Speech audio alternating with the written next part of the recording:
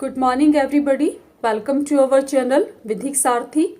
आज हम लोग आईपीसी के टॉप 5 क्वेश्चंस को यहाँ डिस्कस कर रहे हैं, जिसमें पहला प्रश्न है हमारा, भारतीय दंड संहिता में न्यायालय शब्द द्योतक होता है। ऑप्शन ए, उस कक्ष को जिसमें न्यायाधीश अपनी बैठक करता है। ऑप्शन बी, एक सिविल जज के न्यायालय का।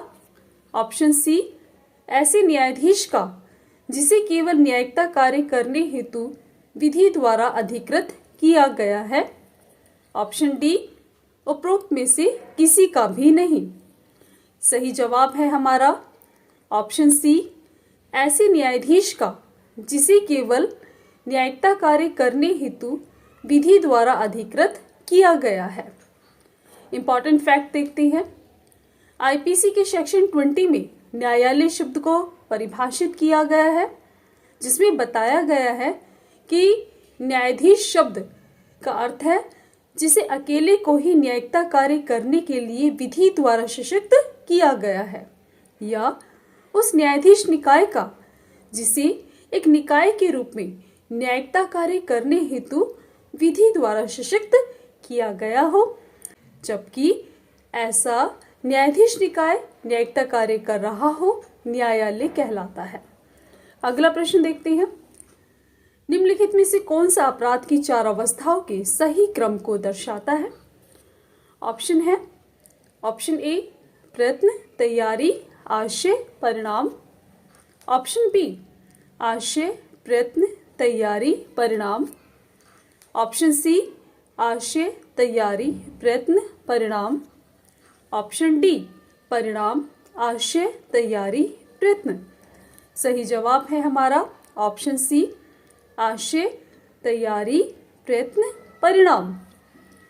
किसी भी अपराध को करने के लिए 4 स्टेजेस बताई गई हैं, जिसमें फर्स्ट है आपकी intention, second is preparation, third is attempt and fourth stage is complete of crime.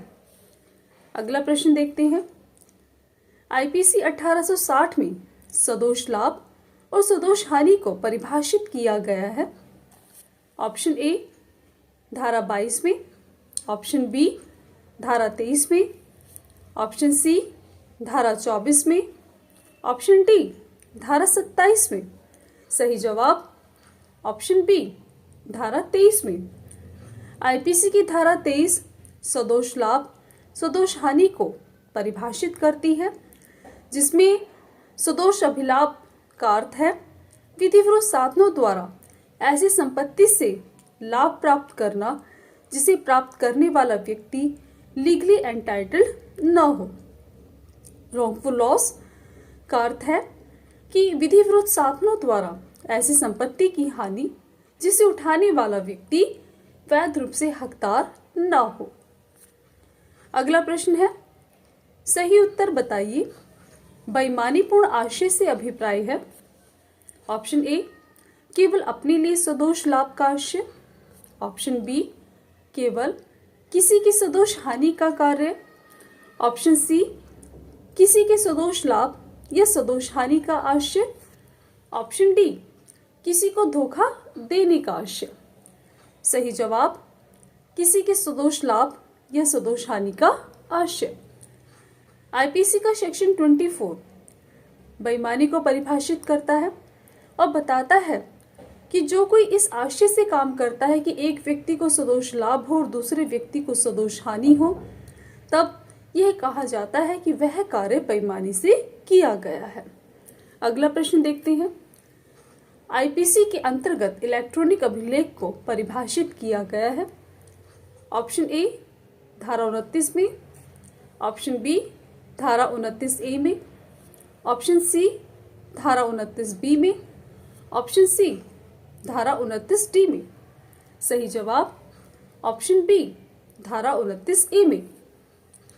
भारतीय दंड संहिता की धारा 29 ए में इलेक्ट्रॉनिक अभिलेख को परिभाषित किया गया है और बताया गया है कि यहाँ इलेक्ट्रॉनिक अभिलेख का वही अर्थ होगा जो इंफॉर्मेशन टेक्नोलॉजी एक्ट 2000 की सेक्शन 21 के क्लोज एंड में दिया गया है। यहीं पर हमारी वीडियो कंप्लीट होती है। अगर आप लोगों को हमारी वीडियो पसंद आई हो तो प्लीज़ आप लोग इसे लाइक कीजिए, शेयर कीजिए, कमेंट कीजिए और इसी तरह की वीडियो पाने के लिए आप लोग हमारे इस चैनल को सब्सक्राइब कीजिए।